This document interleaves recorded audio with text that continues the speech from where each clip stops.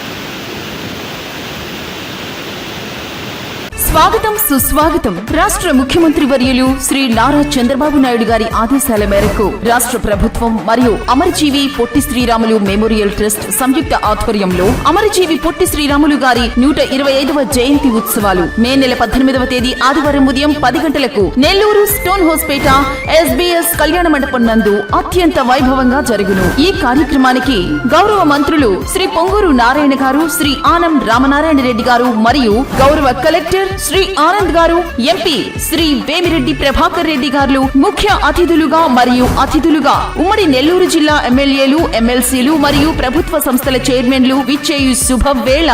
స్వాగతం సుస్వాగతం. కావున తామెల్లరూ విచ్చేసి ఈ కార్యక్రమాన్ని జయప్రదం చేయవలసిందిగా కోరుచున్నాము. ఇట్లు Dundi Rakesh, Andhra Pradesh Arya Vysya welfare and development corporation chairman. Program organizers Segu Shanmukha Rao, Kota Gurubrahmam మరియు ఆర్యవైశ్య మిత్రమండలి.